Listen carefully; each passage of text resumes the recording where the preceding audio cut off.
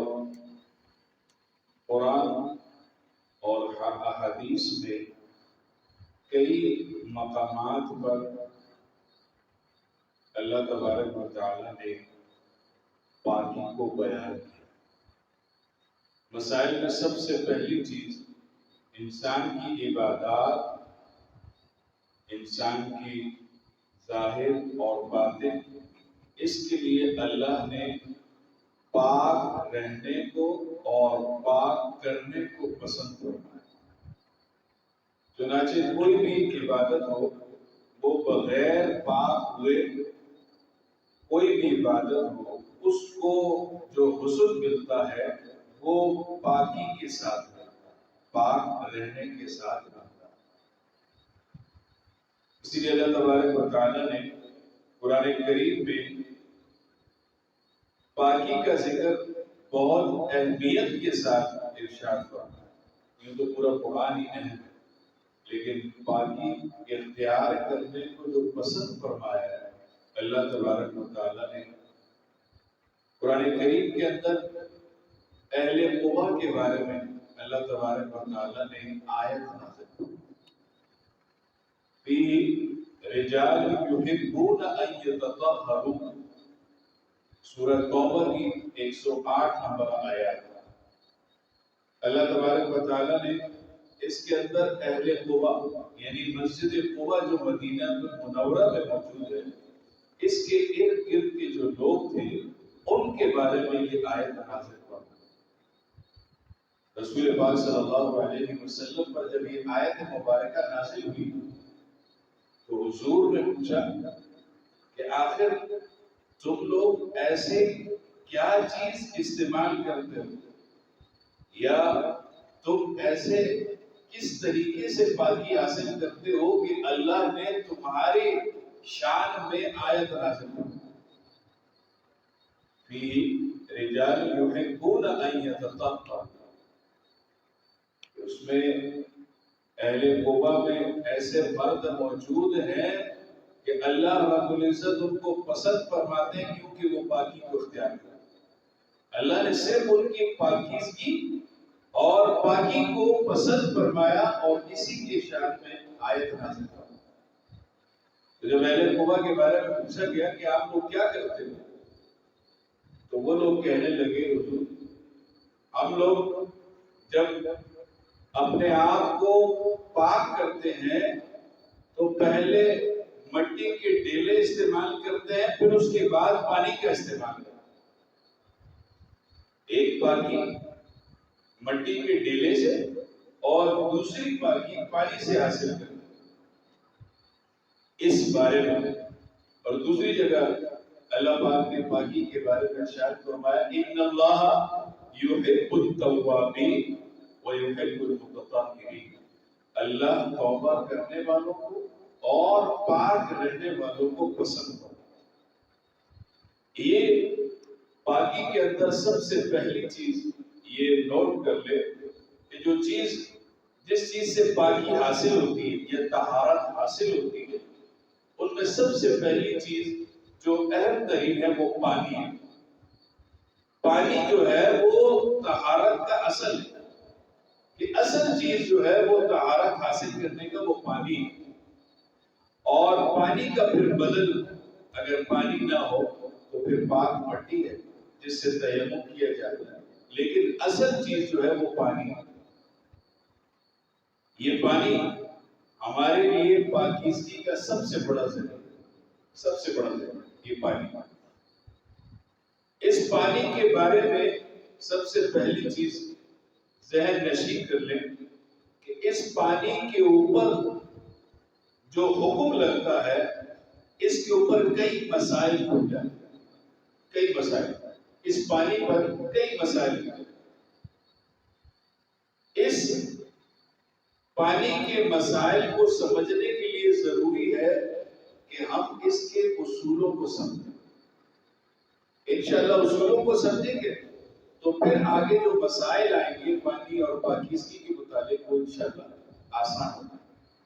فقہاء کرام نے اس کے چند اصول بیان کیے، ان میں سب سے پہلی چیز یعنی پانی کو اللہ تبارک و تعالیٰ نے جو استعمال کرنے کا طریقہ بتایا ہے، جو استعمال ہونے سے پاکی حاصل ہوتی ہے، اس پانی کا پاکیزگی کے بارے میں حضور پاک صلی اللہ علیہ وسلم کا ارشاد ہے، مفتاح الصلاۃ الطہور، یہ جو نماز کی جو کنجی ہے نا، یہ طہارت ہے۔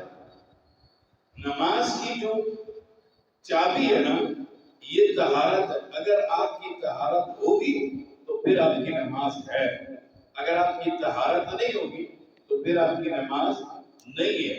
یہ کون ارشاد فرما رہے ہیں؟ حضور پاک صلی اللہ علیہ وسلم، کہ جب آپ پاکیزگی حاصل کرو گے تب ہی آپ اپنی نماز کو قائم کر سکتے ہیں۔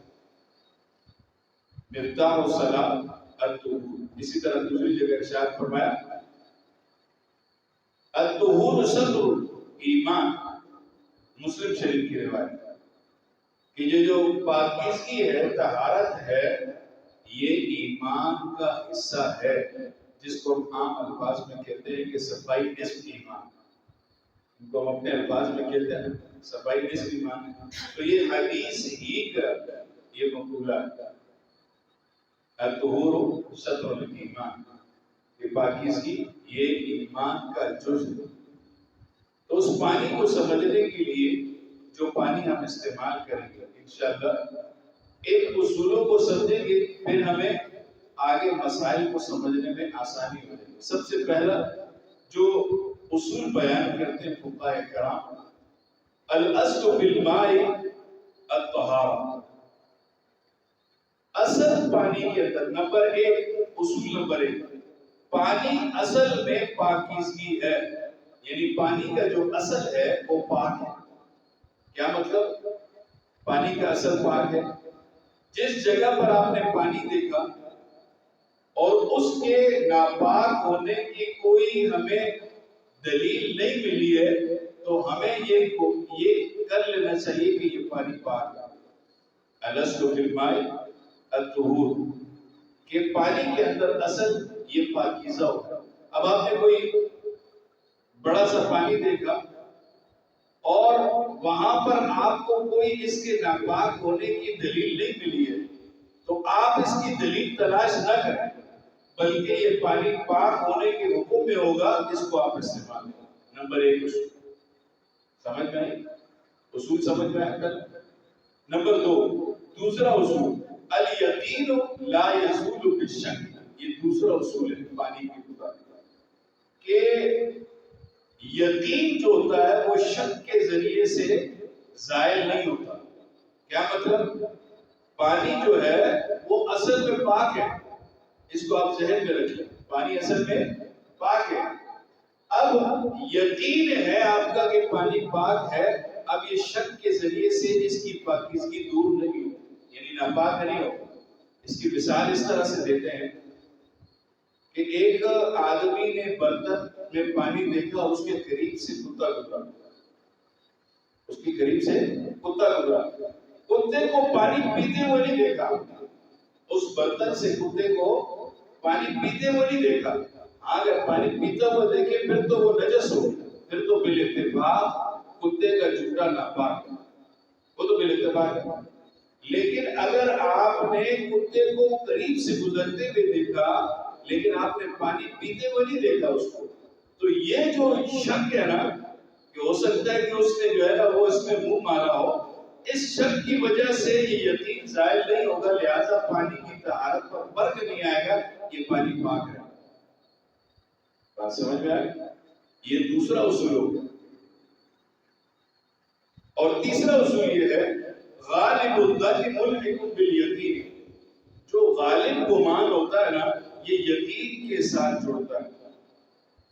جو غالب گمان، یعنی جہاں پر آپ کا غالب گمان ہے تو وہ یقین کے ساتھ غالب ہوگا، اس کا حکم یقین کے ساتھ ہوگا۔ مثال کے طور پر ایک بڑا سا تالاب ہے اور اس تالاب کے اندر آپ کو نہیں پتا، تو آپ کا گمان یہ ہوگا، یا پھر دو برتن کے اندر پانی ہو، ٹھیک ہے، دو برتنوں کے اندر پانی ہو، اب آپ کو پتا ہے کہ ایک برتن سے کتے نے پانی پیا ہے، لیکن یہ نہیں پتا کہ کون سے برتن سے پیا، لیکن آپ نے گمان کر لیا، غالب گمان کر لیا کہ اس میں سے پیا ہوگا، اس میں سے نہیں پیا ہوگا، آپ کا غالب گمان یہ حکم لگائے گا کہ یہ پانی بھی پاک ہے۔